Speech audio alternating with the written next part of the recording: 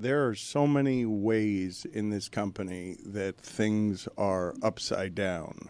For example, Andrew Hawkins just told me that he did something at the dollar store, and while he was telling me this, Chris Cody, child of nepotism, was getting his elbows lotioned by the makeup woman. And I'm like, this place doesn't work correctly. But that's not the greatest example I have of it. I've heard all my life, and maybe, Andrew, you've lived this. I've lived this recently. More money, more problems. Let's preach. But I've never heard of more awards, more problems. Our company is winning all sorts of awards. Like, we crushed these podcast awards, and everyone at the company's fighting over them. Wow. What podcast awards? Well, first of all, the biggest winner, I mean, these are the most prestigious of the podcast awards, is the answer to your question. Okay. The very most prestigious of the awards. Do they call them the potties? I don't know the name, but they're just known as the most prestigious awards. And Stugotz beat everybody in the football category. What? And no one's happy for him.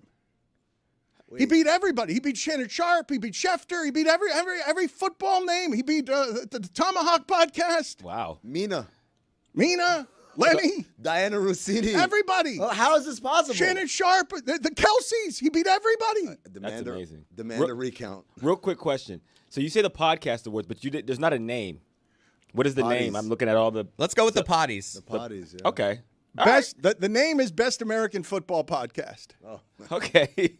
That's the bet. I don't know if there's a football podcast that's not American that's better than this one. I doubt it. The American Football Best American Football Podcast. It's the Sports Podcast Awards, but I believe they're Sports called Podcast Awards. kind of as a diminutive, the potties. Like, you would think when somebody like in our company wins an award like this, you'd see emails of congrats. No, it's like they stuffed the ballot. This is bullshit. I can't believe the emails and the Slack channels that I've been reading the last few days. Because it's Stugotz, right? Let's be clear. This isn't like Meadowlark people eating each other, right? We don't trust Stugotz. We think there's fraud. Don't do we. I think this is deserving. I think trust it's Stugotz. creative. Wait, no. are you saying you trust? There you go. No. I said we don't trust Stugotz. I don't trust Stugotz. There you go. I do trust that he's got the Best American Football Podcast. Okay, I don't trust that. I don't trust the potties. Sports Podcast Awards, the SPAs.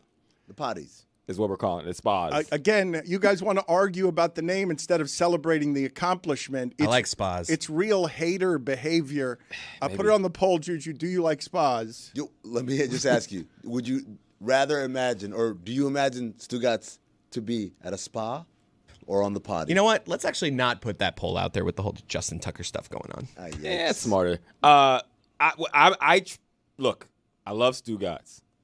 Don't know if he has the Best American Football Podcast. He does. I'm a big football guy. The way this you know that about the me. way this is measured is he just got announced as having the Best American Football Podcast, so therefore he has the Best American Football Podcast. From the spas. Not from you guys are On the making potty. fun of this. It's from the most prestigious of the pod-giving organizations, the award-winning organizations. The potty. Who is on the committee? Can we get a little research? I need Okay. insight. All right, you guys got questions. I'd like to celebrate first with balloons, with an acceptance speech, with a call, with a call that will show the inner office turmoil. In fact, just start the show. This is gross. Yeah, so just start the show. Don't play the call. Just start the show so I can get to the call. Where are we getting balloons from?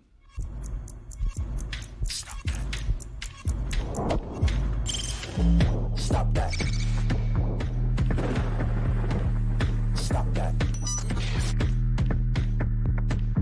Stop that. Yeah, I hear him chatting the noise. Move too quick, can't stop for the talking. I hear him chat with the walking.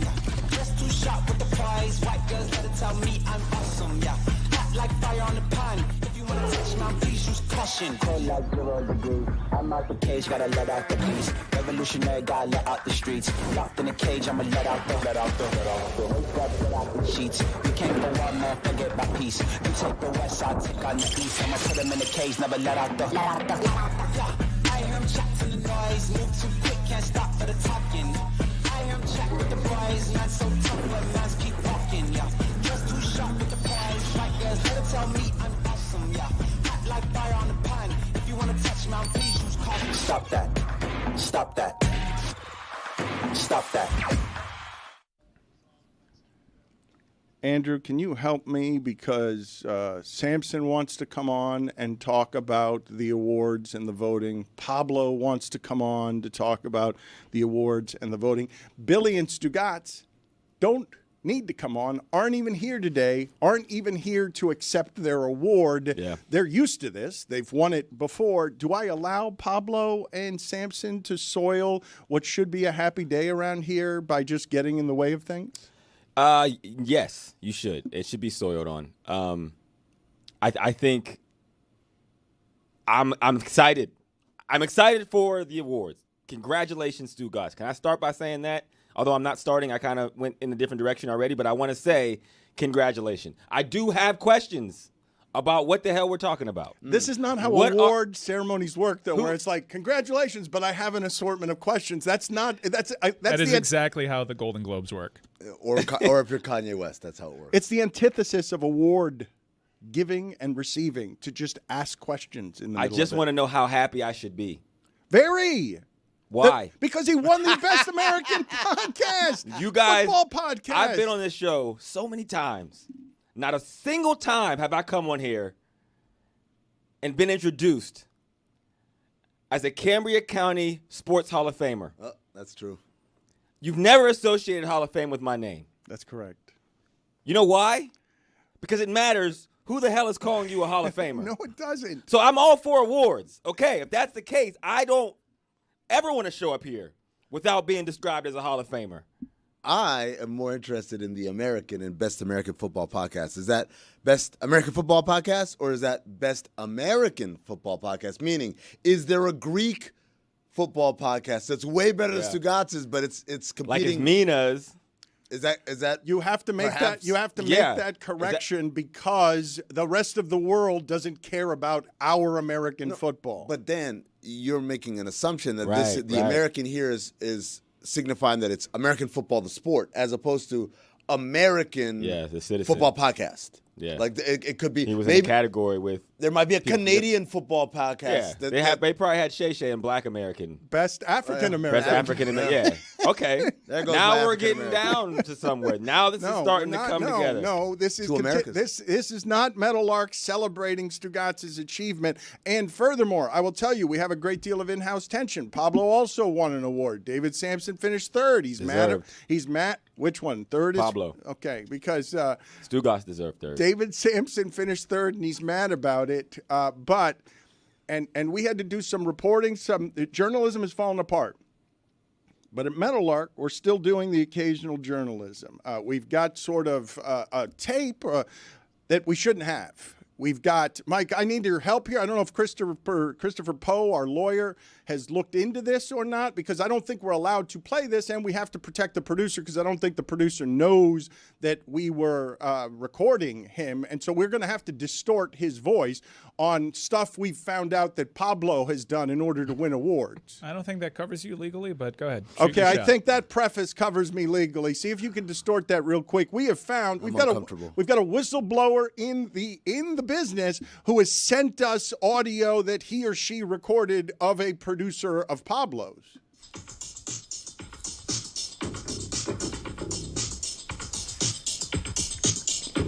Holy shit. I can't listen to that song again. Oh my god. Yeah. I mean, I want to go, but I can't. Pablo. No, I know. It's not just me. He's got 4 producers. Yeah, four producers and then 2 editors just for Emmy submissions. And then the other, 25 producers working on some story about, funerals, God knows what, spreading ashes, Mark Zuckerberg, who knows what the hell he wants to talk about. 75 producers on the show. Can we, in soccer, they, loan out players to other teams? Can we loan a producer to David Sampson? Poor guy has 2 people, maybe? I got an idea. Pablo Torre finds out whether he could be a parent. Go home. Stop trying to, win awards. Do this. It's ridiculous. I've had enough. I'm telling you. There's an entire spreadsheet, shot by shot, for Best Host Sizzle Reel. And I'm like, my God, we're going to spend 45 minutes on just this one thing.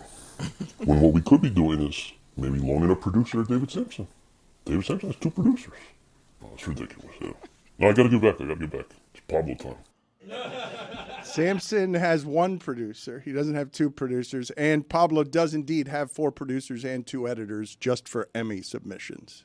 That is factual. I've seen the budgets. I thought when that audio started playing, it was Shannon Sharp's. Thought it was Dan. I'm like, whoa. I think we distorted it too much. I think it was a we lot of protected the identity of the producer a little too much. I seized on the cadence. I can't see. Refuse to believe Stugotz has a better football podcast than Mina. Did you have a lot all of I'm saying. situations, Andrew, where people in your locker room weren't happy for the successes of others? Yeah. No, that's You played in valid. Cleveland. There wasn't Yeah. much success Yeah, it for was- you guys. Yeah, the other teams. We were jealous of the other teams' success. No, this is around the conversation of Cam Newton saying he wouldn't trade his MVP for a Super Bowl, and everyone was like, "Oh my gosh, I can't believe you would say that." And I'm like, I kind of can. I mean, I think that makes sense. So Stugotz getting his personal achievement over Meadowlark winning the best podcast company. You know what? We should celebrate it because personal achievement is okay. And I don't like the war that's going on against personal achievement. Well, let's talk about what it is that Cam said, Amin, because we had this conversation the other day, and Amin said the reasons for motivations among athletes, the top one is winning. Nope.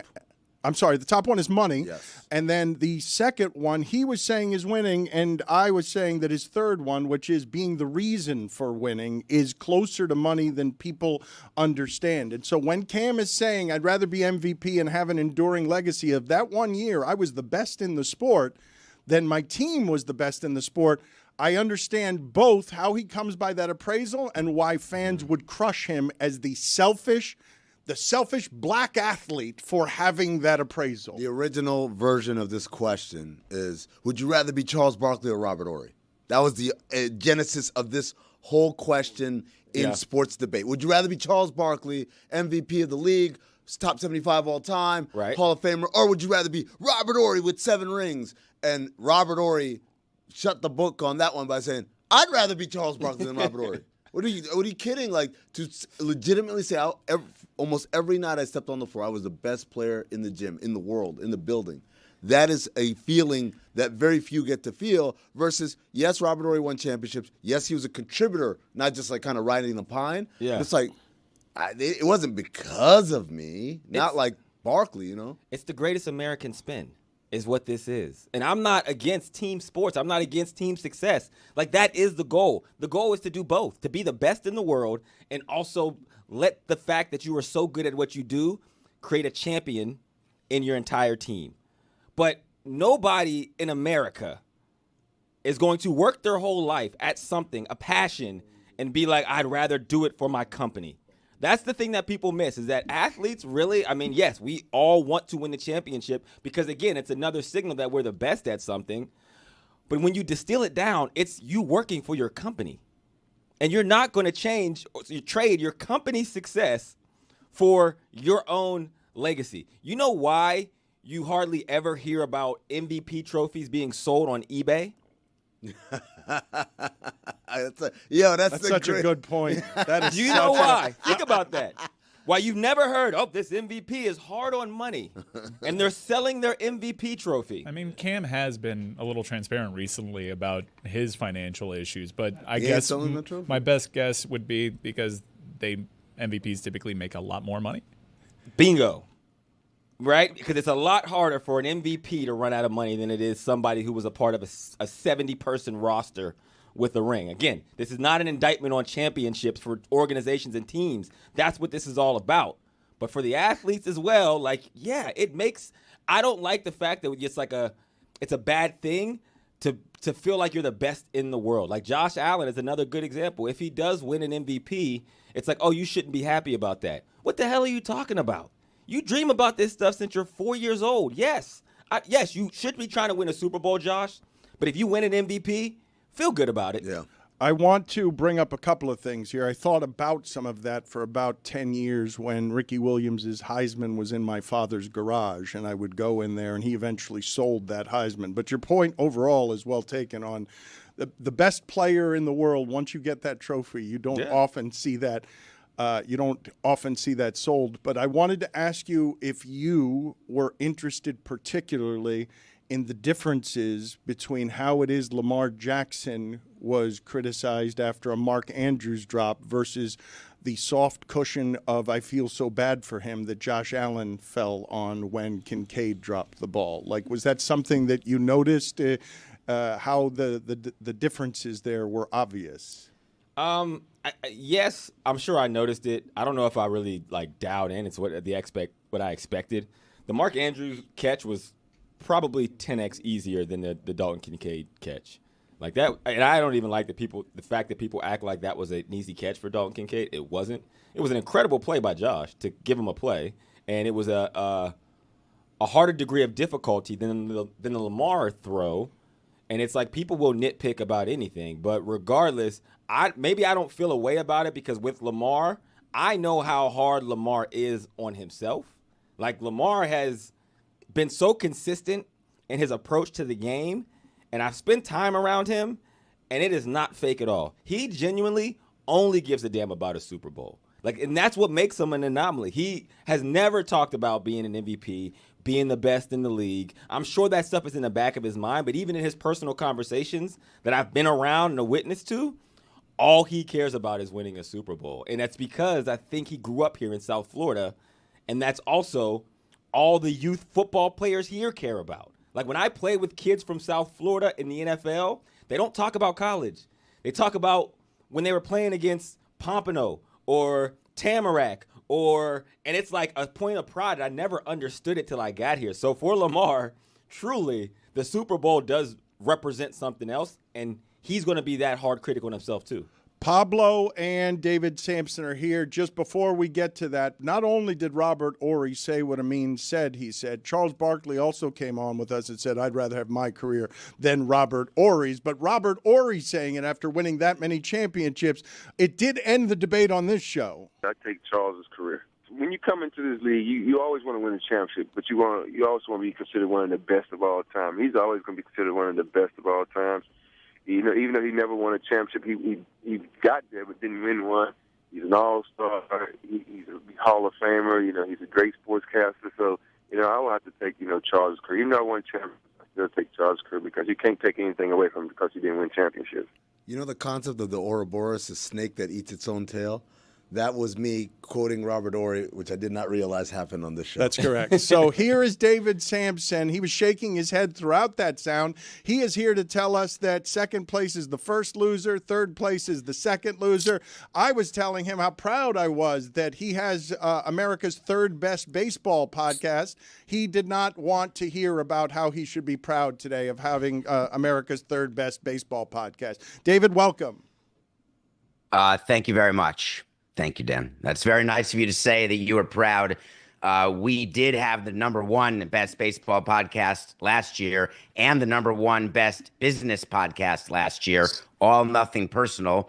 And then somehow we got Metal Art this year, and Pablo took over the sports business category and was recognized as having the best sports business podcast, except that's the one I'm on, called The Sporting Class. And Nothing Personal now is the third best baseball podcast. I'm here to tell you that makes me a loser. There's nothing to be proud of, and I'm thrilled to death with everything I've won. But yesterday I was not a winner. Pablo? Is this your way of saying thanks for winning 2 first place awards at the Sports Podcast Awards? Is this why I'm being called in? Hi. I don't know why anyone's mad at me, frankly. So what's going on? You've got a lot of producers, and they spend their days making Emmy nominations, filling out forms. So this is actually a helpful moment, I guess, to clarify. The award I won, first of all, Samson's, I guess, mad that the JPEG on the award for Sporting Class was my show logo. Sorry that the JPEG is not David Samson's face, I guess. I will apologize for that. I'm not going to apologize for the producers on my show. The award that I won was Best Sports Documentary Podcast. I don't know if you guys know what a documentary is, but it's not you call someone after they call, to expect congratulations after dropping off their daughter at school, to yell at them. It's an award that you get for having high degree of difficulty episodes you produce every week. So cool party I just walked into. David, please tell me what your objection is to Meadowlark. Go ahead. I just don't understand what Pablo is trying to do when I'm aware of the resources that are given to Pablo to help him win. The fact is that he's got groups of people who do nothing but make sure that he's nominated and wins awards. And that's fine, Pablo. And you can look at the structure of what you do and you can have your Pablo Torre finds out. But how many times do you ask that I am helpful to do the sporting class, everyone, and that wins, but then it's your thumbnail that does it, and then you're the one who's tagged. So you didn't win just one gold medal, you won two gold medals. I did. A big part of this, I think, is that David Samson, who is very good on the sporting class, an episode that I host, not coincidentally, is he has no idea how the internet works. So David was mad at me yesterday for tagging John Skipper, but the wrong John Skipper on Instagram. And he sent me a screenshot of John's Twitter account to point out that I clearly tagged the wrong one, not knowing that Twitter and Instagram, or X and Instagram, are two separate platforms. So when David says you have all these producers, I think he literally means sometimes you have someone else who understands what the internet is. And in this case, that person, Pablo. That person was me. Don't tell me what I mean. Don't tell me what I mean, Pablo. What I mean is actually you've got myriad people working because Meadowlark gives you all these people to do all this stuff, and it's me and Coca. That's it. Oh, by the way, we do it every day. And it takes you weeks to do one show. Oh, but it's very in-depth because you find out crap. So I'm walking the streets of New York, and I can maybe find some actual metaphorical comparison points. Right here is a very fancy restaurant. It's best in class, incredible elevated French food. And over there somewhere is a hot dog stand. And I feel like the hot dog stand is yelling at the French restaurant for having too many employees. That's great, Pablo. Wait a second. You're calling what we do a hot dog stand. I love hot dogs. Yeah. It's just not best documentary at the Sports Podcast Awards. That's fine. Pablo, Dan, we're good here. We're good here, Dan, because you now know, at least now we know what we're dealing with, is that Pablo he's so highfalutin. He is so condescending toward nothing personal and toward what we do. And it just manifested itself with a description and a comparison that should make you as nauseous as that hot dog. Look at all these wins I've had, Pablo. You don't see me out there with all medals and rings every single day. Those are credentials, by the way. You got some credentials. This is sad. No, by the way, Sloan Sports Analytics credential. Where are we in life where David Samson has become the everyman who's railing against the elite? What are you wearing? How many rings do you have there? You won one World Series, yet you're wearing 3 of the same World Series championship ring. Please give those players their rings.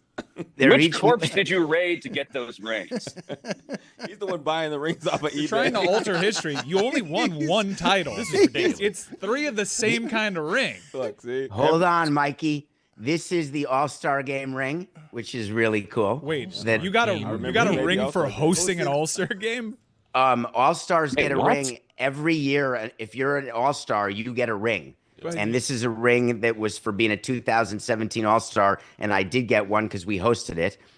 This is the Marlins World Series ring, but I have several.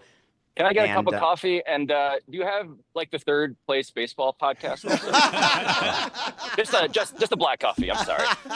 You're actually a hardworking person. Just small. Yeah. Do you mind if can you say hello to my friends here? Okay, there it is. Hello, sir. Yes. This is the second place baseball podcast. Come on. Coca. He's great. Come on. David, what are your problems with Meadowlark? Are they just related to giving Pablo more support than you? No, I think that we have a weird. Thank you, sir. We have a Pablo. I know. It's a big award. Engaging Thank you so with much. The general riffraff, please. He just congratulated me, so I just wanted to tell him, thank you. Yeah, we caught all that. Oh, okay. You were saying, Samson? Just wanted to make sure. The problem. Pablo trying to be popular by befriending his coffee man in the cart on the street who has no idea honestly, who guys, he is. Honestly, None. guys, I'm walking around here like Belle and Beauty of the Beast. People are popping out of their windows to say hello. All right. Like All right, a guy with a Put your head up baguette and just rolled by. shades on. It's All right, incredible. let's let Pablo go, and let's make no mention of the fact that he stole the sporting class from me. I was doing that with Samson and Skipper Stole it. beforehand. Congratulations to Pablo, and how do you do this? Push maybe. Yeah. You just broke it. Work it out, Okay, Dan. I just broke it. I was congratulating our confetti poppers. Don't really work particularly well. Cap on. That There it feels is. like a Thank metaphor. you. Yes, there That it is. feels like another metaphor. Congratulations Yep, very to good. Pablo for his big win in the whatever categories they Is it were. a pull or a push? What There's is it? tape on it. And Congrats to Samson too for and hosting the All-Star game congratulations, that year. That's amazing. David. Thank you for being on with us, and congratulations. You should be happy about third place. Third place is good. Third place is for losers. It's incorrect. Careful, Chris. Thank you. Hard to disagree with Careful. All right. Goodbye. See you later. that. Love Thank you guys. you. Go Meadowlark. Woohoo, Yes, we did it. we got the letters that we got here in balloons came incomplete. We didn't get all of the letters. That's why everything around here is misspelled. We got a bad batch of balloons. Dan, I just want to point to Chris Cody, who's trying to get the popper to work, and he's using some methods that. Oh, there it is. Yeah, he was using some methods. I was just careful. We're on camera. If we were Mason Cameron, we would have been like, That's crazy. Hey, Chris, what are you doing? I actually Yeah, that's appreciate crazy. that in that instance when I was feeling really vulnerable, trying to push, not knowing how a confetti cannon works, thinking it was my fault. And then I looked around the room and all of you were struggling with the it's, confetti cannons. I don't even know if those are confetti cannons. I think they're just containers of confetti. Now that Mine just opened up and spilled out slowly. yes, that's This didn't even company, what I learned, has just a tone issue. Yeah. Okay? They're not nice to each other. Tone, mean. I'm finding the entire company with the Venmo fine bucket. It's brought to you by Venmo. Everybody owes $5 at the entire company for this tone with these awards. Oh, I don't like it. We should be celebrating each other. $5 Venmo tone fine for everyone at the I'm show. owed $30 for winning Who Dat Is every week. Everyone. Okay, here's the thing though. No one's respecting this bucket, and you, as I'm proud of you for being a leader, trying to make people and trying to enforce the rules. But you just made an edict, and no one reached for their phones. Hold on. I will again be the not paying only that. one paying this fine. I'm owed. Look, take it out of my $30 that is No, owed see, to me you for guys are guessing doing this Cooper all wrong. DeJean I'm right. so fed up with Dan, this. I take offense to you saying no one respects the Venmo fine bucket. I highly respect it. We got a QR code. We scan it. We enter it in. It takes 2 seconds to put the money in. I've been contributing. I thought everybody else was. This is news to me. It's just Greg Cody that's not. Everyone else is paying. Amin, do you think that Hawkins is paying? Because I don't believe that Hawkins has paid a fine yet. I don't think I've ever been fined. I don't think he's been Well, fined. you just got fined $5. He just, but it's happened. you were the one asking. When we're celebrating awards, you're like, I have questions. You did real dismissively. Hey, real happy for you. Congratulations. But, however, let me bring my an assortment of questions to you. Now there's a war on clarity. That's the thing, right? You can't even have real context of what the hell you're celebrating. These are the most prestigious awards. It's all you need to know. Okay, well, I don't say congratulations unless I'm impressed, and I need to have context to be impressed. I do not think he has a better football podcast than Mina Kimes. So let's all continue to do the mental gymnastics to figure out how this happened. That's all I'm asking. I got Hawkins getting up on that stage as Stugotz is accepting the award to say, hold on. I just want to say, Mina Kimes is one of the greatest podcasts of all time. Shrugging. And Yes. then wandering off the stage with a bottle of Shout out to Lenny. Again, Mina Kimes not one of the greatest football podcasts Third of all best. time. That's that. Okay, Come so on, man. It's okay. Nightcap. Yes. I mean, you could be Is Nightcap, hold on, is that Shannon Sharp and Ocho. Chad? you could be bummed that Anatomy of a Fall didn't win Best Picture, but that doesn't make it Best Picture. Fair enough. I stand corrected, or I sit corrected. It is one of the best, but it's not the best. The best is Stugotz. The best is Billy. Billy couldn't receive the award. Are you guys aware what Billy's doing? Because I love that Anarchist Billy is doing this quietly because he's the only one in the company who would do this quietly. He has gone to Cartersville, Georgia to celebrate the incorrect anniversary date of Billy Gill Day. It's supposed to be the 5-year anniversary, but it's not actually, but he made the plans, and they're doing it. So Billy Gill Day is in Cartersville, Georgia today. He's flying with his family for the weekend to celebrate Billy Gill Day. No one else at this company would do it quietly. He can't pick up his award for producing the best American football podcast. Because he's celebrating his own day. What is the population in this town? I want more information on Cartersville, please. I'd like to know more as he continues to question the accolades of I'd like others. to see if I should be impressed. Thank you. He got a day. Look, you just made it so that your Hall of Fame was not impressive, and I would say all the Hall of Fames. You get into a Hall of Fame, you've done something. You've never said that to me. I'm telling you right I now. prompted you to give me that. Well, because I didn't know you were in any Hall of Fames. You played for the Browns. You should assume. I'm seeing the population in Cartersville is 24,937. Okay. You want to diminish that? I'm just saying. Just get the look at me Louis button ready. All right? Oh, What do you boy. mean, look at He me, says- Louis, buddy? he Okay, says because warm you're it up. going to. Wait, that's not it. Ever had a day? He didn't say press it. He said get it warmed up It's because nice and hot now. There's an Andrew Hawkins Day. That's all I'm saying. there it is. Now you can hit it. Where? Hit it, please. Johnstown, Pennsylvania. Located in Cambria County.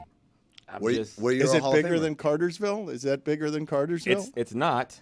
I think we're at roughly a 17,000 person. Okay, so admittedly, a population. less impressive day Yes. than Billy Gill's. And you didn't do it quietly. You felt the need to tell us right there. I'm just letting you know that's where my bar is.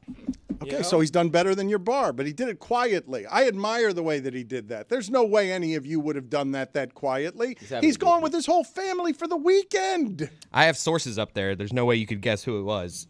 He says, my source tells me that there's a town hall ceremony planned this afternoon, and then afterwards, bowling with Billy.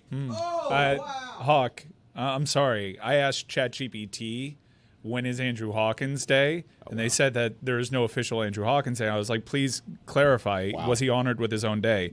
This is the answer. As of now, there is no official day recognized by any governmental or official body as Andrew Hawkins Day. The designation of October 20th as Andrew Hawkins Day is a personal initiative by Andrew Hawkins himself, celebrated informally on social media. Holy shit. Oh, my God. I have a declaration from Mayor Tregonia for October 20th, 2011 for Andrew Hawkins Day. My family celebrates that every year. Apparently, according to advanced computers, it is a personal initiative celebrated by you yourself informally on social media. This is shocking to have happen on live television. This is so embarrassing It has for him.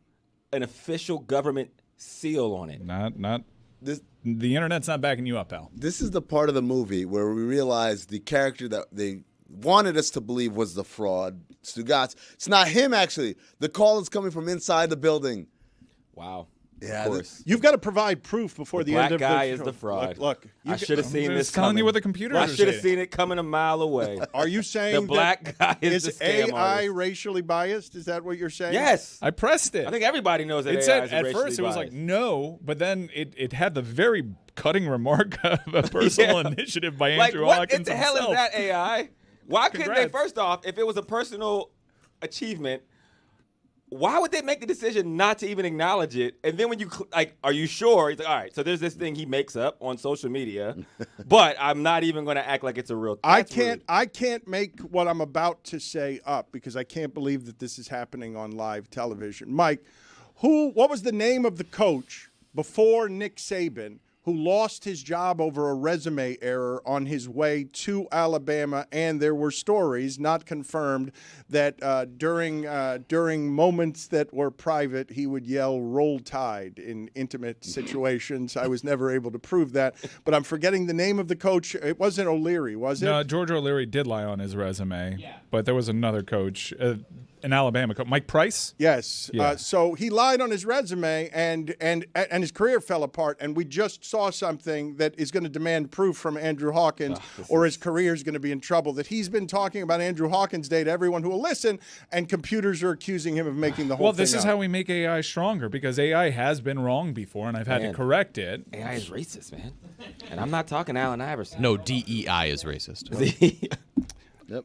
This is ridiculous. Now I'm scrambling through my files All right. to try to. You're going to have to prove this in the next couple of hours because this has the potential to be explosive and career gracious. damaging because it's already happened. It's going to get aggregated now. It's going to be a whole thing where Andrew Hawkins is a liar and a promising and wonderful media career. Look, I found an article, and I'm going to... Look at this. Finally. Oh, we've got documentation. Well, where's the seal? I don't see It's a right seal. there, bottom left. That's not a seal. That could we zoom in on the seal, please? That is not a real seal. That's just a printout, man. No, we gotta zoom in on the embossed seal. There it is.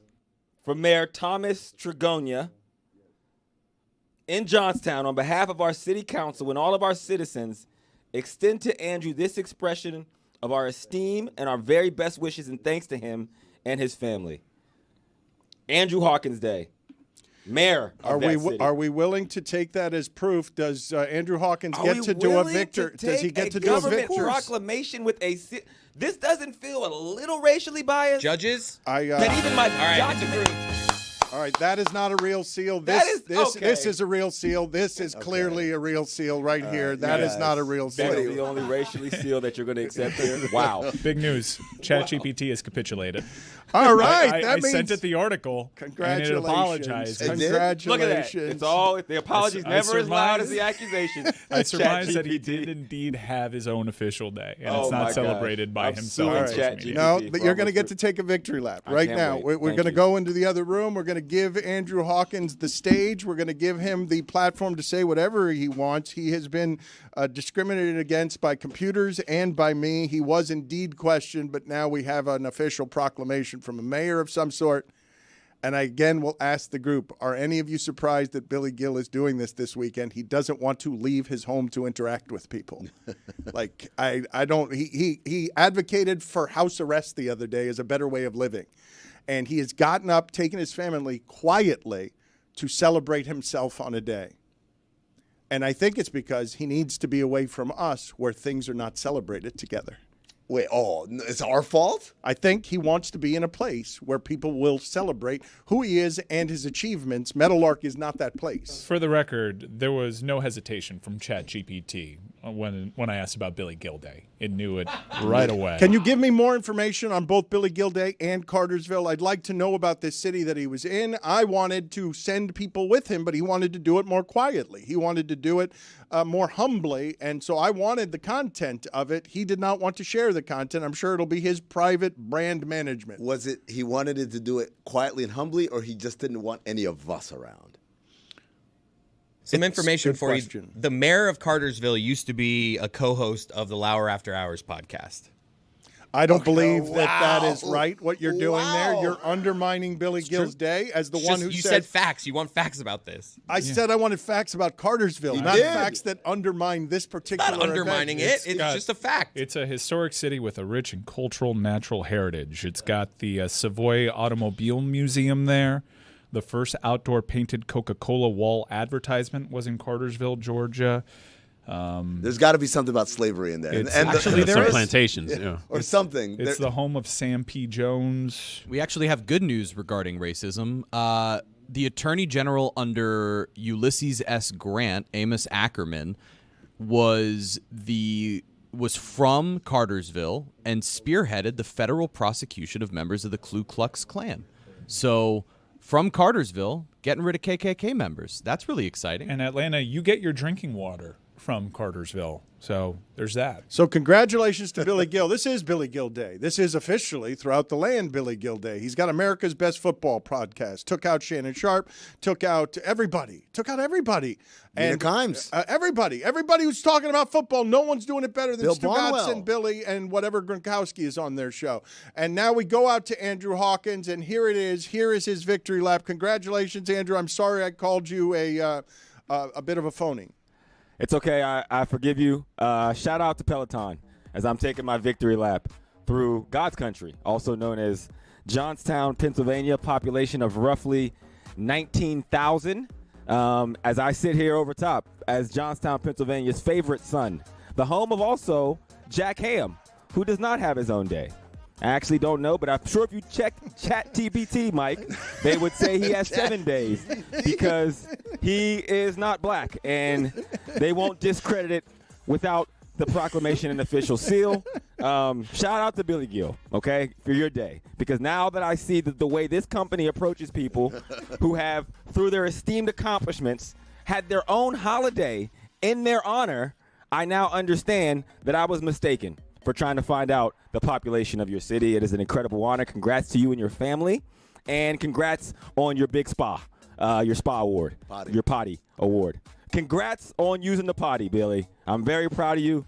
Shout out to Peloton, and most importantly, and I'll end with this, shout out to me, right? Everybody. Look at me, Louie, baby. All right, but you're not really running. You were fake running. No, I'm running. You're not running. I'm a very smooth runner. I won't lie, Hawk. I'm watching you, and I'm waiting to hear the voice cha-cha real smooth. Turn it out. This is how I jog, actually. Turn again. This is how I run. To the left. Victory Lap is brought to you by Peloton. Find your push, find your power with Peloton. Official Jack Ham Day. Why does no one understand that the whole payoff on this bit is you're winded while you're talking? Like, why does no one understand that? I've been running for 4 minutes. What took you so long to come to me? Well, now, cha-cha, real smooth now.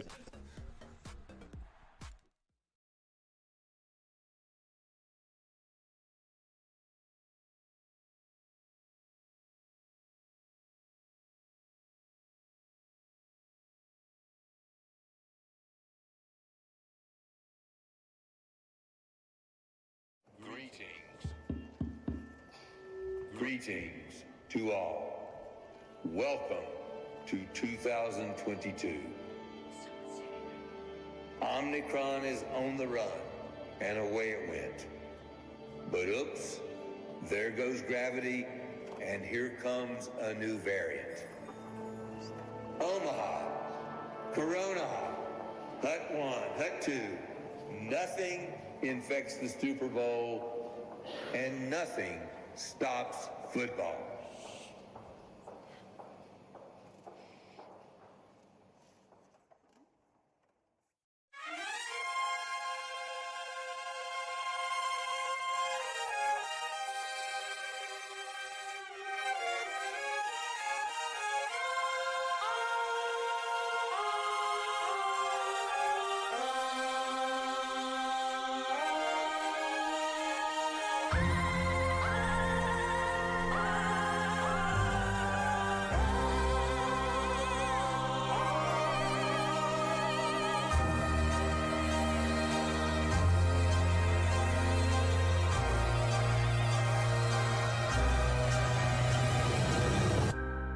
Racism, greed, trauma to brain and spine.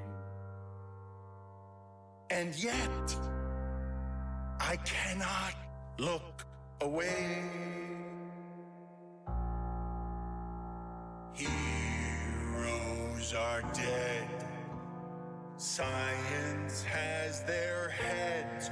Oh,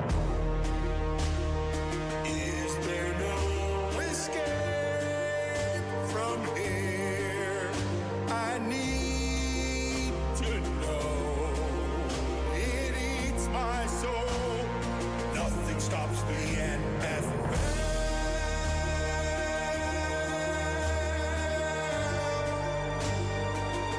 Is this heaven or hell? I can't tell. It's human cockfighting. CTE prayer circles. They blackball the blackballer. They tried to end racism by stenciling it in the end zone. Billionaire boys using millionaires as toys. It's all immoral, all unethical. Ooh, the witching hour. Nothing stops the NFL.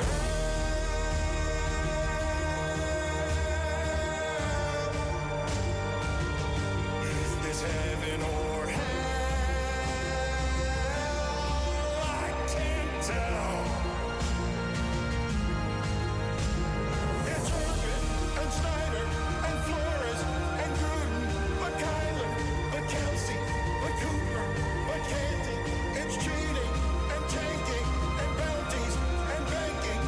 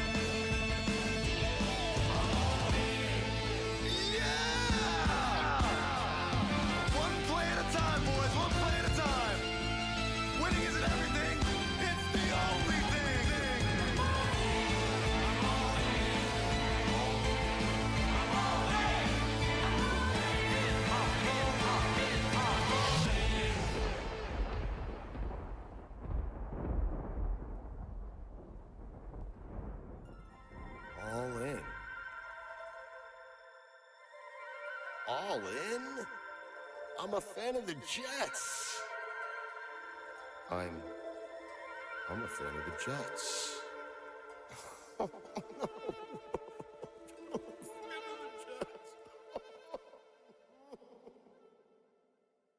The Jets.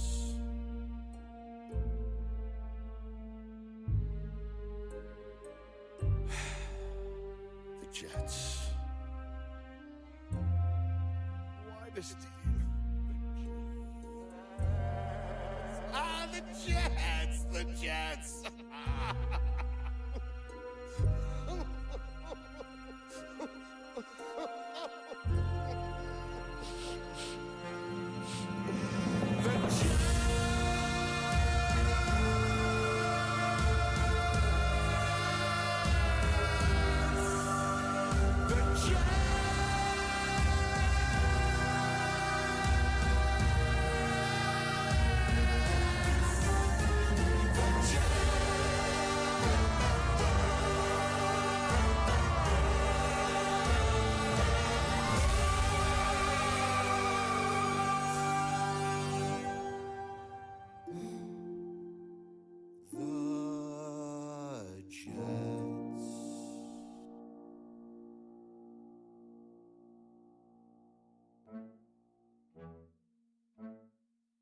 Stugotz, what's the matter, buddy? I mean, just one time. I mean, 40 years I've been rooting for this team, and just one time I wanted my team to play in that big game in that beautiful dome in Los Angeles.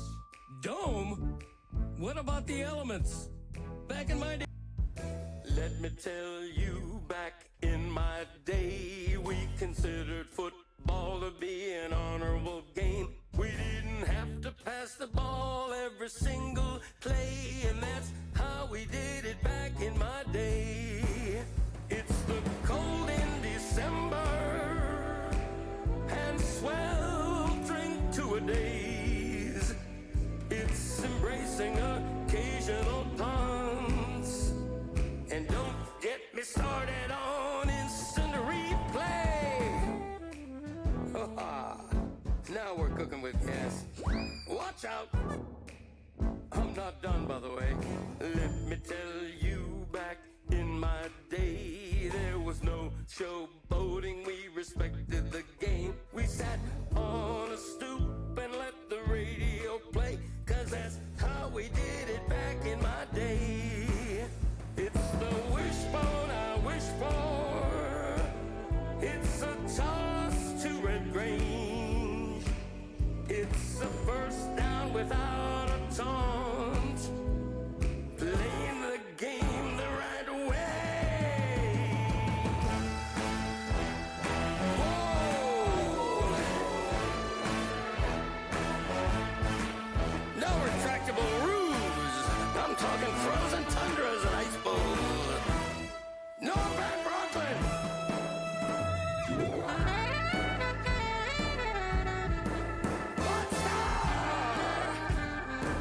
That's why they call it football weather.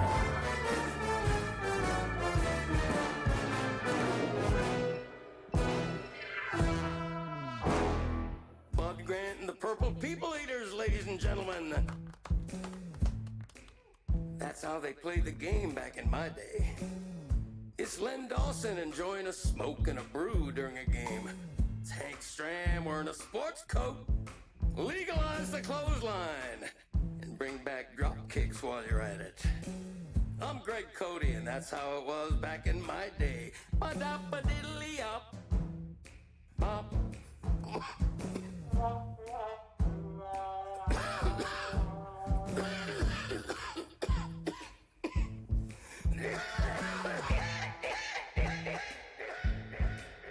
Ba-da-ba-diddly-up. Bop. Bop. That kind of thing. Thanks for the lift, bro. No problem. Yo, what is this? Is the musical? Turn it down, man. Like, I'm so tired of it. Musicals are corny. The shit is corny. Like, me tiene hasta aquí with this musical stuff, man. Just turn it down. I want to just chill, man, for real. I feel you, bruh. I used to be that same way.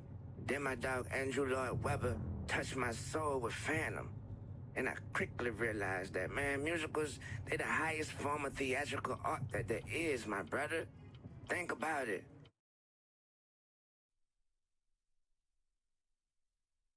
This episode of the Dan Le Batard Show with Stugotz is presented by DraftKings. DraftKings, the crown is yours. There's a very low percentage of this that is smiles and glory holes. Very low percentage. Closed his eyes, made a wish. Still McCarthy said goodbye. Is Schottenheimer Jerry's guy? We're gonna contemplate all through the night. 1% chance of smiles. There's a guy, Chicago can, but behind him we will stand. All of the hope he'll bring if he's up to the task. I'll take Eberflus. Yeah, he's got the juice. Get the defense right. Glory hole is in sight. I'll take Eberflus. But if we still lose, then it's ear, nose, and throat. Time at doctor school. I'll take Eberflus. Yeah, he's got the juice. I have during this show an assortment of voices in my head already because I'm crazy, but also voices in my head because this is a bit of a control station. And Lewis, 3 notes into that song, said my Glory Hole song was better. Where is Lewis's Glory Hole song? No, he was just running around singing Popular from Wiccan. Glory Holes. A song about glory holes. And that is where the appropriate line stopped from his song. Yeah, it got pretty much. very inappropriate from there. So yeah, that is why we have not gotten But to it was that. great. Okay, but inappropriate is okay. Inappropriate is also funny. Inappropriate, we like to get a little close to inappropriate. I don't think all comedy is appropriate. Yeah. Workplace and I don't know. It's a fine line, Dan. I mean, you're toying with it, brother. Glory holes at work? I don't like it for Meadowlark. I don't like it for the Dallas Cowboys. I'll be honest with you. What are we doing? Why are we making this? Look, the man made his fortune as a landman. You guys saw the show. All he wants to do is hang out with his family, looking for glory holes. It's about family. That is and glory holes. Not what I looked up on the internet. I mean, well, okay, that's not his fault. None of it was about family. Are you uncomfortable right now? I have not about seen glory you holes. Yes, I'm very. Am I uncomfortable because we're talking about glory holes? Jerry Jones was talking about them. Yeah, that, and you're like, it's okay to be inappropriate. What? He wasn't being inappropriate. He was talking about glory holes like a landman does. Hawk doesn't know what you're talking about. You don't know landman? Landman? No, there's an actual definition for glory holes. It's not the other one. Let me just, landman is a television that's show. Why we did the song. Landman, I'm positive that's why we're still on this bid is because we're talking about what bid? Landman is a television show on the Paramount Plus network, right? Okay. And it's Billy Bob Thornton. It's John Hamm. It's about the people in the oil industry in Texas, right? Okay. Go on. And so one of the episodes has a cameo by Jerry Jones, who, of course, made his nut in the oil business, right? And is that an oil term too? Made his nut? Yeah. Is that like a look? Is there a definition there, Mike? An official for Yes. nut? Made his nut? Yes. To Okay. come. Go ahead. Oh, thank you. So we'll ask Andrew Zimmern about that later in the show. So yes, he does this, right? He comes in, he gives this great speech to John Hamm, whose character is in the hospital. He's like he had a heart attack, and he's got the beep, all that stuff happening in the background. It's great acting by Jerry Jones. Great acting. He is in a room with Billy Bob Thornton and John Hamm. Yep. Jerry Jones is the best actor in the room. Did he know that it was a show? I don't think so. I think he thought it was a documentary. Did they think that person was really on his deathbed and he was just giving some words of wisdom and they were like, keep the cameras rolling? Landman to landman. Yeah, there it is. They totally tricked him. Yeah, I mean, come on. And right? so he talks about what this business is all about. It's about your family. I didn't buy the Dallas Cowboys for anything else. I want to work with my kids. I want to surround myself with my kids for the rest of my life. Like, he gives us great. Like, this is acting. This is acting. That sounds a lot like Jerry Jones's real life. He was playing himself. Let's get that clip. Congratulations. It's amazing enough acting that it is worth re-exploring, even though it's 2 minutes long, because it's not short, this clip with Jerry Jones. But I do want to show Andrew how well acted this is. So please find that at your earliest convenience. I know, Chris, that I have you spinning a lot of plates today. You will forgive me.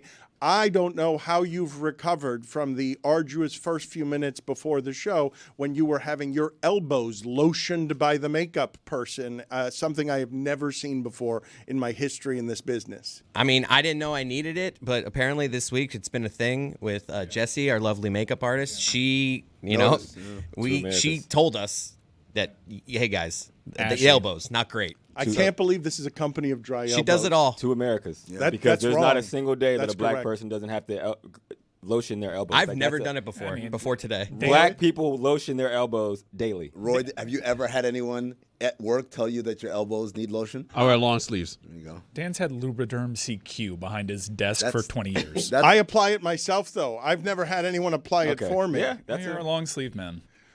Andrew, can you tell me whether a makeup person has ever lotioned your elbows for you? Because I do view that as a luxury I have not seen in the vanity industry before. When I looked up and our executive producer was sitting in that seat with his elbows up, just allowing himself to be lotioned. Privilege. And again, I don't think, no, the answer is just very plainly, no one's ever lotioned my elbows. But then again, to me, that would be like, has anybody ever brushed your teeth? Because that's how a part of my daily routine lotioning my elbows is. I mean, a dentist, right? Okay. No, they've never been like, hey, let me brush your teeth. Absolutely not. Teeth cleaning. They never do like the pass with the mechanical brush at the very fluoride, end? the fluoride, a little bit of the fluoride at the end, just to give you a nice touch at the end. Hog grabs it and says, "I'll take care of that." Let me brush my teeth. Does it himself. It's like jail rules, man. You never let somebody brush your teeth. Never let a man brush your teeth, bro. Put it on the poll. Are jail rules that you never let another man brush your teeth? I heard you in the other room talking about both being in the dollar store and then soon thereafter you said something about your teeth. Were those two things connected? Yeah, so I was biting my fingernail right before I went on air at ESPN, and my veneer cracked. I have a veneer, and it cracked in half, and I panicked, and I went to go. There's a Dollar General right by the ESPN studio. Aye, Captain. And I went to go get some super glue, and I'm like, this might not be smart. I should Google whether I should put super glue in my mouth. And ChatGPT said no. Again, at the time, I didn't know it was racially biased, so I didn't go too much deeper. But then I said, you know what? Let me see about denture bond. And so I got some denture bond, bonded that thing on. For a dollar? $1. It was $1. It was one of the very few items at the dollar store that are actually $1. What is that about? It's wrong. What have we done? It's immoral. Inflation. It's unethical. Change the name? Yes. $2 store. Couple Dollar General. Make it then. Make $2 General. $2. Make the name of your store then. Sorry about inflation. It's more than $1. But General. don't tell me it's a dollar store and then just generally lie to me about I can't get anything in here for $1. Sorry about inflation, General. I don't think that rolls off the tongue. Understood, but don't lie to me. Yeah. Do you ever worry about the quality of the dollar store product? No, because nowadays they have like the same products as everywhere else. They do, but it's more of like.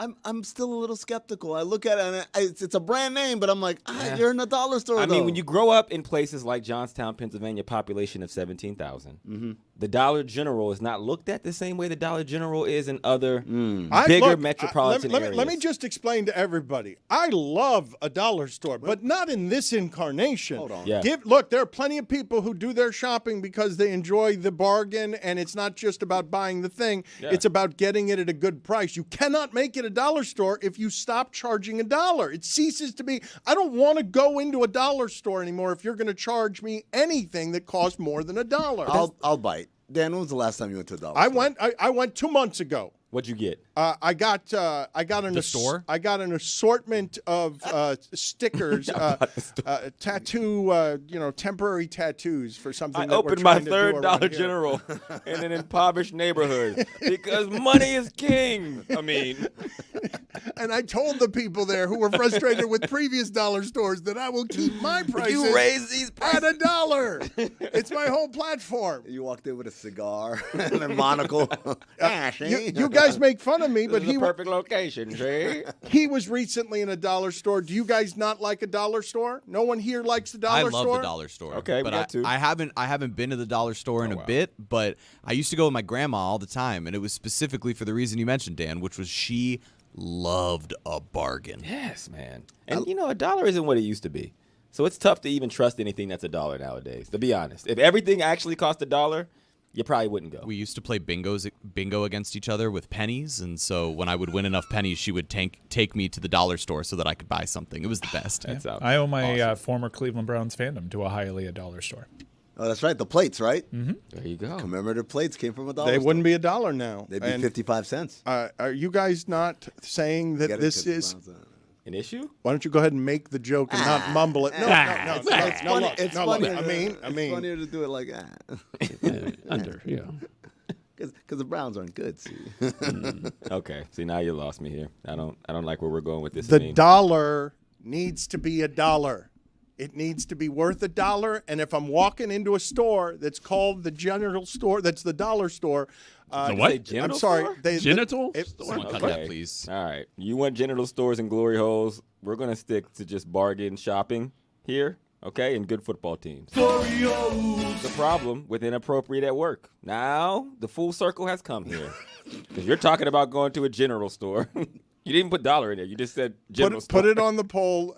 Would you go into the genital store at Le Batard Show? And wanted to see how far $1 went. It's $1 ain't what it used to be at the general store. What, Dan? That's right. The hell is wrong with you? Is $1 what it used to be at the genital store? Is it not false advertising? Like, if I wanted to start a class action lawsuit with lawyers, this is false advertising in commerce if you're charging me more than $1 at the dollar store. Well, Dan, I think I can answer that question. The dollar store does not say how many dollars. It just says dollar store. As opposed to 99 cents only, which went out of business because your name is 99 cents only. So the moment when you get the things are 109, 129, 139, you kind of then have a false advertising situation. The moment that store starts taking other currencies only, exclusively, then you have a case. And also, it might be they're going to be like, it's dollar in general, not the Dollar General, like the captain of the dollar. No, it's generally $1. Yeah, around $1. Generally. Generally $1. $1. See, that's how you fix it. You just make it $1 generally. That's all you got to do is add an LY. Dan, I swear to God, this happened to me in real life. I worked for one of the teams I worked for. The general manager asked me what I wanted to be, and I was like, I just want to help the team win championship. And he said, no, everyone has like their own motivation and stuff. He said, like, for me, example, I'm the general manager. I manage things generally. And I looked at him and I said, "Are you serious?" That was his definition of GM. What's a GM do? I manage things generally. That's a literal way to look at it, but like he's wrong. The rest of you, I'm curious how the news arrived here with you guys, and this is, forgive the segue here, from light stuff to heavier stuff, but Dwayne Wade, having Dwayne Wade attached to kidney cancer, volunteering that, made me feel some of the same things that I felt when Randy Moss had to leave everything he was doing in broadcasting. It is obviously jarring to me and most of us whenever mortality comes and creeps this close in a way that's this overt, but especially so when it's people that I associate with the highest forms of youth and athleticism. Like when Dwayne Wade, I understand that cancer can come for us all, and many people listening to this have been affected by cancer, and thankfully Dwayne Wade says that the kidney cancer has been removed, but I had trouble processing what it is that I was reading, And it ain't like haven't been near death recently. It's just this particular person representing this particular thing for this market, and it being youth. And I will carry you with free throws past everyone in 2006. It sort of didn't compute. I kind of short circuited on it. Yeah, Dan, I think the thing I thought of was that because obviously we only found out because Dwayne Wade talked about it on his podcast a year and a half or more later. And it reminded me of, and I thought back to around the time he says this happened, 2023. Did I notice that Dwayne Wade was kind of conspicuously absent or low-key? And I'm like, I don't have any memories. But then it made me think of Chadwick Boseman, who we didn't know was fighting cancer that whole time up until he passed away. And they said, oh, he had cancer? He had aggressive cancer, apparently. But we didn't know. We just thought he was just over the whole Wakanda Forever thing when in all those photos he took with fans and stuff like that. And in reality, no, he's exhausted because of cancer treatments. And that was the thing that really kind of got me thinking, like, wait a second. Dwayne Wade's been walking around, making appearances, TV, as owner of the Utah Jazz, all those things, and we just didn't know that whole time he was dealing with this. As competitive in his post career as he was during his basketball career, Dwayne Wade has been, gluttonous about consuming opportunities and competing in the content space for I'm still Dwayne Wade that has value. I didn't see him disappear either. The work can help in those circumstances. The busy can help. It can keep you sort of medicine every day to be getting up for something when you're scared. Except you got to, I mean, that's some real strenuous work conditions to be. I'm working while I'm trying to beat cancer. So were his previous work conditions. Like, I'm not saying he was sick. Too. Yeah. But we knew that he was making his final album, and that it was like a love letter to his fans to kind of explain to them what was happening. Yeah, that's scary. I mean, anytime that you have like your heroes, it's like I obviously being a football player and you hear so commonly about the health risks of football, and when you're playing, you're so like laser focused and it feels so far away. And I'm at the age now where I start to hear about teammates who are sick or teammates that passed away. And when you get to that moment where it's like, whoa, these are guys, it's not an old guy thing anymore. Yeah. These are guys that were in the locker room with me. It does hit you like much different. And when you hear D Wade talk about it, it kind of felt like that, because it's like, to your point, this is at times the Superman. You know, the crazy one about that, Andrew, is we get a lot in the NBA where guys, because they are large human beings, their heart just gives out. And everyone always seems to think, oh, it's a retired guy. You know, you probably let yourself go. And I'm talking like Sean Rooks is the name that always comes to mind. Yeah. Sean Rooks was a dude that didn't ate well, eat clean, right? He didn't smoke, he didn't drink, exercise all the time, right? And he was on a coaching staff, which means every year, you know what happens at the first day of training camp. What do? We all do physicals, right? Yep. Everybody, staff, players, everything. So this is someone not only doing all the right things as far as how to live a healthy lifestyle, but this is on at least a yearly basis, regularly. Yeah. And then it's just like that. And that's the stuff that it's kind of humbling when you think of just the mortality of it. Man, there ain't no control we have over any of this stuff, man. Sure, we can do certain things, but you don't control it. Yeah, no, man. You're just trying to mitigate risk is what you're doing. Yeah, I mean, I've had moments where I've had health scares, like in retirement, and to your point, coming face to face with your, the potential of mortality is very, very heavy. I'm just grateful that Dwayne Wade spoke about this so publicly. You know, down here in Miami, obviously Alonzo Mourning went through issues with his kidneys as well. And, Dwayne Wade talked about Alonzo and all of this, and Alonzo still spends time being an advocate for people to get checked out. And, Dwayne Wade with another example of like, we as men in particular are often kind of taught to kind of mask pain, whether that's emotionally or physically. And like him sort of saying, hey, I was going through some issues, so I went to the doctor and I wanted to get checked out. And I found it necessary, and they found something that could have been deadly to me is, I think, going to make a huge impact on so many people who will now go get themselves checked out. So I thank him for that. I don't want to play doctor or diagnose. I will just tell you in the history with this organization, the reason Alonzo Mourning learned that these kidney ailments affect black people disproportionately the way that he learned what was connected to his kidney issues was the amount of pain medication he was taking every single day in order to do his job. Just the way he was popping Advil. Ricky Williams speaks of being on the team plane and just a tray coming by of just an assortment of things that you couldn't normally get to heal your body. Is it unfair to wonder, without a diagnosis, like just the cost of medicating to keep getting out there on the body in retirement? Anti-inflammatories is what was linked to kidney disease and kidney failure. Yeah. Larry Johnson famously stopped taking anti-inflammatories because of what happened to Alonzo Mourning, and his career overnight went to almost hit a wall because his back was completely messed up from earlier back surgery, and so he needed that just to feel lucid and You'll play. do anything for relief from the pain. Yeah, and I think more than that, you'll do anything to complete your job at the best that you can because that's how you're trained. I took a lot of anti-inflammatories. I'll go on record in saying that. I literally could not. Tell me the most you've ever taken in one sitting. Most, it's hard to say because it's you don't even think about it how many pills are there? Yeah. You start to just take I felt best. I took this amount yesterday, right, and I didn't feel perfect. So you add some more. Add a little bit more, so right? So 5? I've taken 6 Advil. 6 Advil. 8 Advil. 8? Yeah, it's, 800s. You take Voltaren. Look at what he was doing. Voltaren. Them you take big-ass horse tabs. Toradol. I couldn't play a game without Toradol. And it got banned by the league. You got shot eventually, but yeah, you get a shot or you get a pill because honestly, it's I'm 5'7", 180 pounds.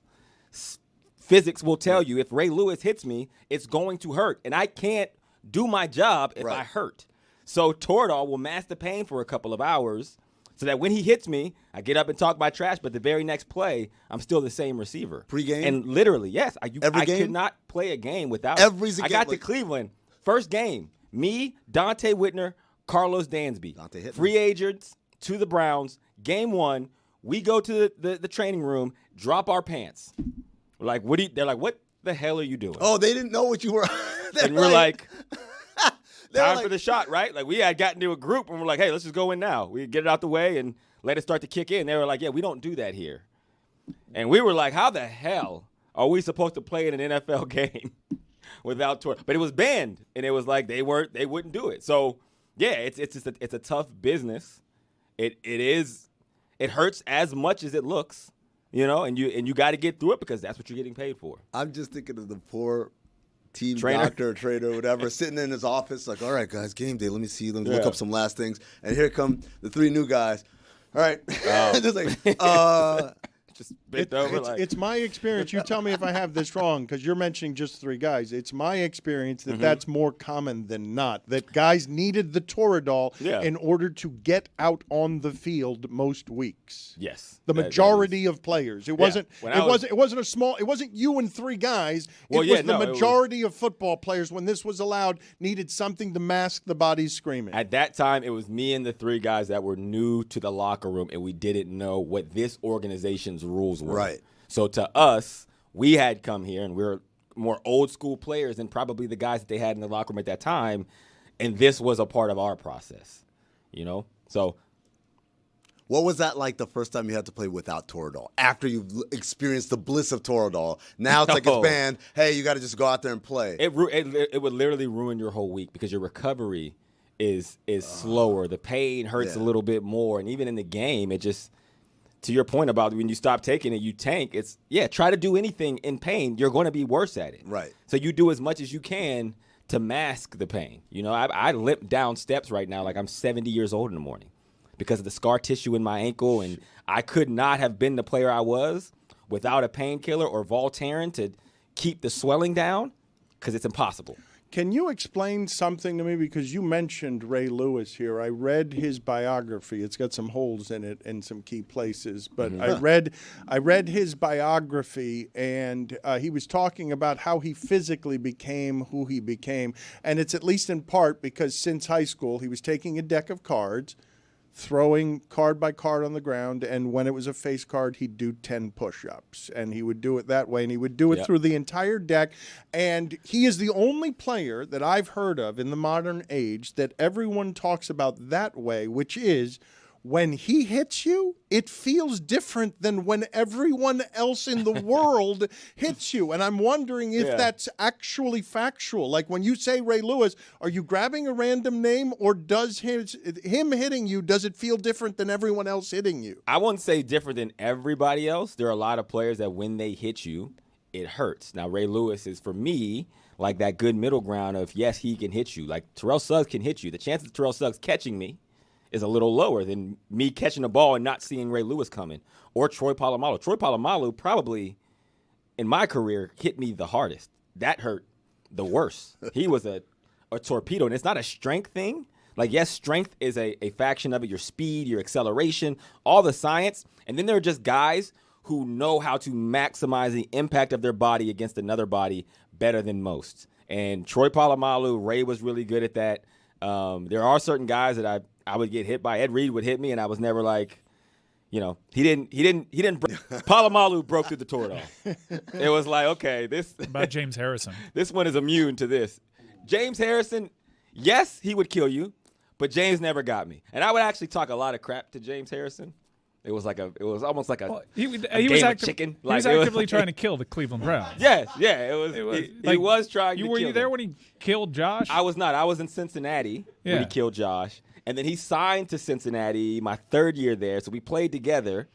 And then would he talk openly about how he was trying to kill other people on the field? Yeah. No, he talked about he had a plan. Like, it was like he had it written out, and so it was premeditated. Yeah, murder one. Yeah.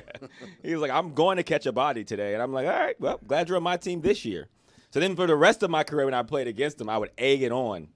I got a really bad concussion versus the Steelers in 2015, where I get hit and I come to, it was like the third quarter, like 3:45 p.m. I get hit. The next moment, I remember it's midnight. I'm in the hospital. Like, that's no, come on, man. Swear to you. Come on, man. I'm like, Mom, what are you doing here? Right? Like, it was like the last play. I was on the field, and this time I'm in the hospital. But in that game, I was talking so much shit that the defensive play to James, they were like headhunting me because I was like, it don't matter. You ain't going to catch me. And, of course, Johnny throws a pick. And I turn around, and here comes I believe it was Jarvis. They're all looking for you. As soon as whoever the D they're all every one of them on film, you can see the moment the pick happens, they all are trying to find me. He catches me, straight launch, helmet to helmet. Next thing I know, I'm at UPMC Medical. In a hospital gown. Can we please call him? I'd like to call somebody who was on that field to just get a recollection of how quickly all 11 of them turned around to go find out where Hawk was. Who's that guy who's been like a fly around an elephant's tail just annoying us loudly all game? They wrote articles on Pittsburgh blogs, like detailing the sequence of events. Like, here's Hawkins after a catch, jumping up, talking trash to James Harrison. Here's where he flinches at another DN who is 6 feet bigger than him, and then here is the actual show, like picture one, like Hawk talking. Well, picture when you mention that, when he mentions Polamalu, I've almost got a word association that I do with this because shampoo. I want to ask. No, not shampoo. You've been doing nothing but muttering uselessness under my breath every time I talk. That we can't understand what you're saying when you make the jokes. They're only for you. Polamalu, when I think of him, the thing that I think of is other football players saying, and Andrew Gase saying, of Peyton Manning. He was prepared for every single situation that there could be in the sport, except how Polamalu played it. That there was, that strategically he would consistently be baffled that person was taking that chance in that spot because it was irresponsible to his job. He was clearly head and shoulders above the competition. There it is. I like that. But that is both of those things are fact. Because when we would watch him on film, we would go into those games, and I mean, Jay Gruden was our OC, and he would straight up say, like, hey, there's no rhyme or reason to anything this dude does. Robert and Kirk. Huh? That's his fake Jay Gruden. It hasn't made an appearance in a while. You're allowed to be surprised by that. Okay. It's a very limited impersonation. And I can hear it, though. Now Where are my quarterbacks at, man? Robert and Kirk. That's good. That's not bad, Where's actually. Robert? Now that I have the context. It's a little flaky, not like Troy Polamalu, though. No. Okay, I like what you did there. Troy was great, though. He would literally, on any given play, take a chance that you had never seen on film. And honestly, a lot of that was in large part to Ryan Clark, who was kind of the by-the-book safety. And the way he played was another way we would be baffled by two things. We'd be baffled by Polamalu when he decides to take those crazy chances. And Ryan Clark had this weird way of diagnosing runner pass before anybody else that it felt like cheating. And I never quite figured it out. And I've asked him, and he hasn't given me, but it was like on film, it would be like, how do you know so quickly what this is? Yeah, like you say, Troy's taking crazy chances, but for him, it was probably just rinse and repeat, right? Yeah. When he says never quite figured it out, I'm guessing that Andrew Hawkins here has never quite figured out that limited fake Jay Gruden, if I have the proper context, was once playing hide and seek here. He was playing hide and seek. So you tell me, Hawk, how accurate this is. Sound that we wrestled away from ESPN. John and Jay, Mike playing John, me playing Jay. Yes, of John and Jay Gruden playing hide and seek. Are they as adults? Please give me the context I need here. I'm trying to just listen. Well, this was all improv. You know, Okay, we had a Jay Gruden that was really good at saying Kirk, so we decided to run with we it. built the whole thing around here are Jay and John Gruden playing hide and seek. I thought it was Marco Polo.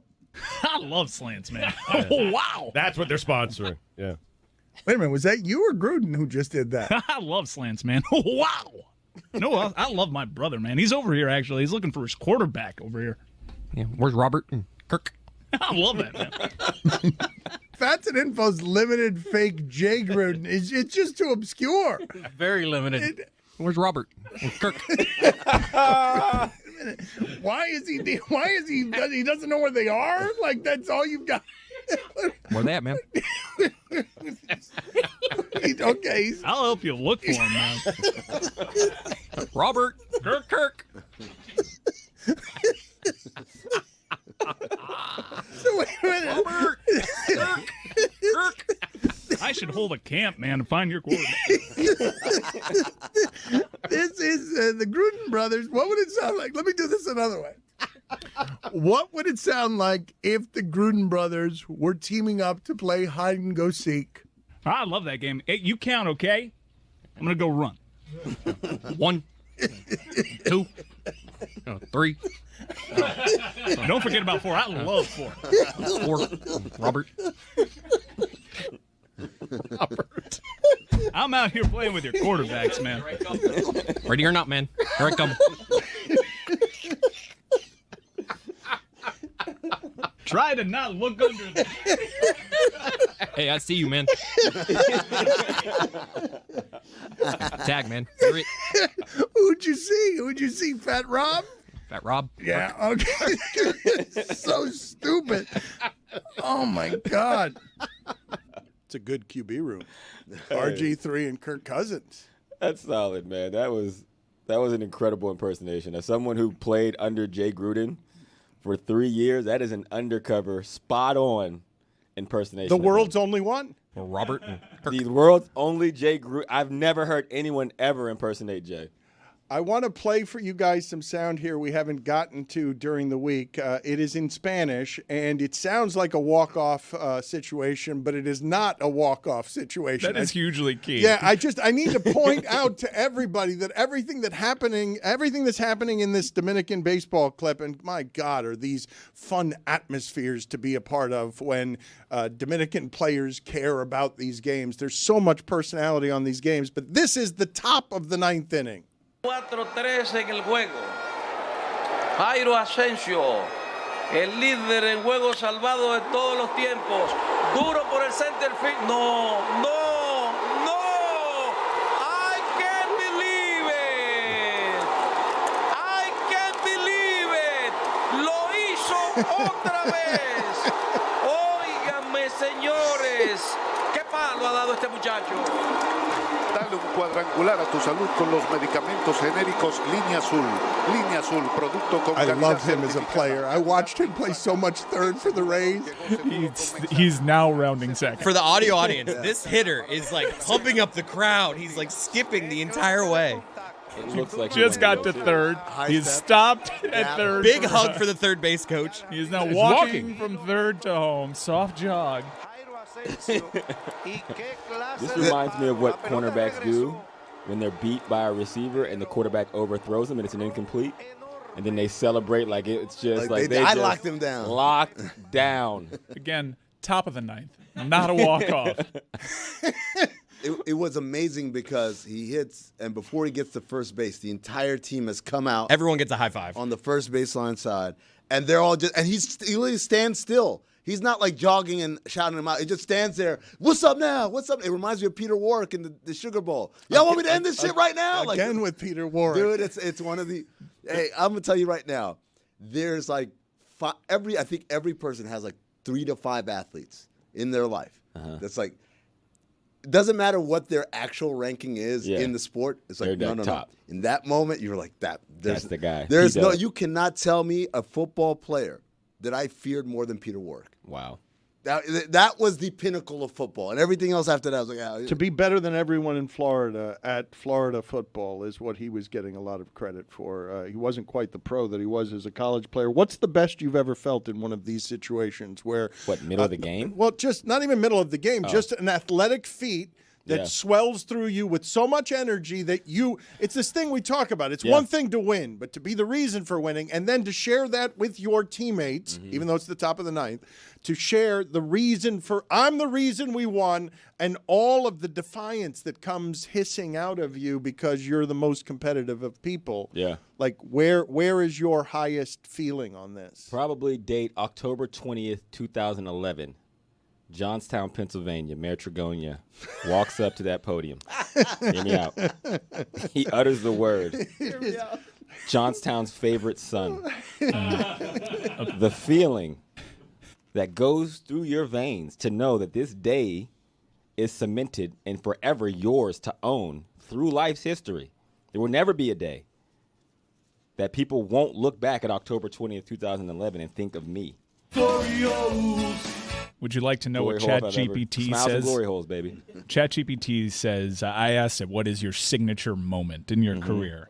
And it came back with September 16th, 2012. You were playing against the Cleveland Browns. You caught a 50-yard game-winning touchdown. Man, that's not wrong. If I gave you the true answer, okay, ChatGPT, they're 1 for like 10 today, but that one is right. That was a Look at this. It goes on to add, he weaved through multiple defenders with his elite speed and agility, such a great highlight. securing a game-winning score in a 34-27 Bengals victory. There's so much to that play, you know? Here's a couple of things, and I don't want to ramble, but I will. I don't want to be look at me, Louis, but let's take this moment to look at me, Louis. Trying to get to the NFL, Ray Farmer was like an assistant GM or like a front office personnel at the Kansas City Chiefs. And he told my agent he doesn't quite have enough juice for his size for them to give me a workout. So they didn't give me a workout coming from Canada. I go to the Bengals. He's now front office for the Browns. This is, I think, our first or second game of the season, maybe game number 2. It's the fourth quarter. We're in a division battle. They throw me this ball, and it is a highlight. Please go look up this touchdown. It's the best touchdown I've ever scored. It was my first ever NFL touchdown. My son was born in February. This is his first ever NFL game. Little baby with the headphones on. My whole family is there in the audience, and I scored this essentially touchdown that sealed the deal. Not only that play is why Ray Farmer, who became the GM of the Browns, ended up signing me away from the Bengals as a restricted free agent because he was like, you know what, we messed up. We're going to get you here. And that touchdown, he referenced it all the time. There is no better feeling in the world. Yo, this cut that you make is ridiculous. It is. It's like it puts on full display what the Andrew Hawkins. This is Peter Warwick. This is a Peter Warwick touchdown. This is crazy. It is. It's a nice one. Humbly. It's crazy because you made 5 dudes miss. The way you describe it, not the actual play, but describe all the ramifications, it is clearly the most important to your life like most important moment of your entire life. It is. This is what made you millions of dollars and Literally allows you to sit right here and crack jokes about having a day about anything. This is kind of a dumb throw by Andy, but it's an absolute rocket that he throws to you. Snagged. Yeah. And then your boy just did the rest. I always say that scoring a touchdown is the second greatest feeling in my life. NFL touchdown, it is. So sex is first? Well, I was going to say Let me see this my thing. day, Let me see this but sure, be inappropriate, Dan, whatever you're into. But yes, no, sex number one. Touchdown, NFL touchdown, no greater feeling. Poor number 27 on the Browns here. I mean, you worked that guy. Hey, yes. I missed the second one. Hold on. The first. He loves what's happening right now because it looks like proof of what he's been saying, that he was the quickest man in the You're world. quick, huh? He's been trying to tell now everybody. You get it. He's been trying to tell everybody since he got here. Do you guys know how quick I am? Why do you keep disrespecting I don't think you've my seen the film. athleticism? Your first touchdown. First touchdown. Downhill from there, huh? Oh, man. You make a bunch of millions, when and your then you first dip. one is your best one, they're all downhill from there. Yeah, he's not wrong. The Tortoise was flowing that day. You baby. were really good Those at ankles were sports, loose. huh? Good Lord. Those ankles were loose that day, baby.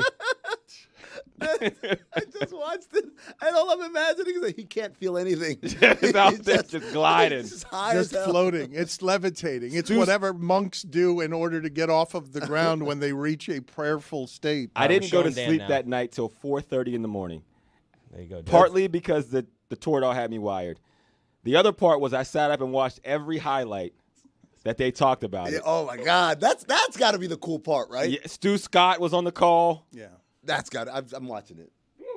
Crazy, right? It's Yeah, insane. man, it was. And like that's the part that I think. Like I've only obviously been tangential, right, where they're talking about us, but it's nothing I did, right? Right. But the part, Dan, where you win a big game, you have a great game, that's awesome. But then when you go home, so let me see what these bastards on SportsCenter are talking about. Just turn it on, and you watch it on repeat. You know how they repeat the SportsCenter after something? Were you I'm play of watching the it. day? Did you get in the top 10? Did that play get into the top 10? Like, where? Oh yeah, Rich Eisen called me the human joystick. Who else? Stu Scott was on the call and said something like this dude moves like butter. You know, which was like, come on, man. Stu Scott on the call. on Coach the roll. Dungy was like, man, I love this kid. Chris Berman was like, "What?"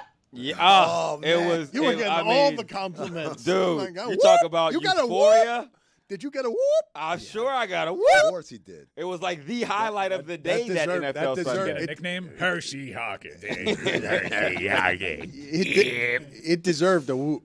A couple of It was them. earned. There's a couple of them in there, man. A No, little that was side just step. no. That was just a one. It was Oh, just no. one. There was There's just the one. cut, There was and a then multi- there's no, a- there was whoops, one and then- whoop. No, there was not. There were not. Look, I hit look, every button on the Madden controller. It's a great play, Just mash it. worthy up. of one whoop. It was at least two whoops. I think he yeah. gets 2 whoops. It was at least two whoops. whoops. It's 2 whoops.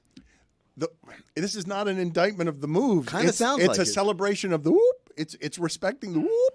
Come on, man. I think you're disrespecting the play. Because I think it's a little disrespectful of the play. there's the first cut that he makes, and then there the sidestep to come back to the inside and going this way. To downplay this play and then applaud Stugotz I'm not. Wait a for the minute. best I'm no-name not downplaying it. American football To give it- podcast to give done it- by a white dude in Florida. To give it one whoop is a compliment. It will never be an insult. You got one whoop. It's enough. And he wants 2. Which one I are think you I calling earned the 2. whoop? The first cut? one- the first cut. Look, the second cut was beautiful. He will tell you that nothing has ever felt greater in his life, not crossing that goal line, than that first cut and how it looks on the video now. There was like a solid 4 cuts. Agreed. 2 of them were whoop worthy. No, they were all The L1 great cuts. button sidestep to the left on a safety. That shit crazy, man. You've never even seen that really done in a game that at that speed. In my mind, you said whoop as you did it. Yes, bro. Oh, what a play. And if- I'm just running for my life, by the way. Like, in the middle of the play, I'm not like, oh, I'm balling. It was like, oh, my God. Oh my! I'm about to score! Oh shit! Oh God! Woo! Play it cool, play it cool, play it cool. And then I stare down the audience as if I meant to do that. It was so you're telling me there was no big picture. It was just I can't get tackled by him. Oh, I can't. Like, wait a second, is that the end zone? The first sound he made did sound like fear to me. Yeah. I'm blindly running in the middle of the field. This play has been going on for 6 seconds. Somebody's about to kill me. There's one cut that I think the second cut that I make is actually on my own player, but I thought it was a defender. The colors are. So he's coming to block. I thought he was coming to hit me, and I got scared and cut. So it looks sweet, but I was like, ah! Oh, that's Brian. Hey, get him for me. That should be a rule against having the same color helmets. Because it's like, it's orange, there's this brownish orange. History. You ready for some football history? You guys do a football history show here? We'll You start. should. Football history of why both the Browns and the Bengals have orange helmets. Essentially, they took the Browns from Paul Brown. Okay? He was very upset at it. He was pissed. So much so, he's like, I'm going to start another team in Cincinnati, and I'm going to give them the same orange helmets out of spite. So we would get this speech every first day of camp from Mike Brown about his dad and how they became the Bengals. Now, they eventually added the stripes, but that's why they also had the orange helmets to stick it to the Browns organization. You guys just saw a moment of great athletic grace that was amazing to watch. And the way he described it is the way the sound would be made by somebody in a kitchen jumping away from a rat to jump onto a chair. He was terrified the entire time he was running out of there. It was the sound you and I would make if we were trying to tiptoe through that, like, ah, ah, ah. That is the NFL experience. You want it,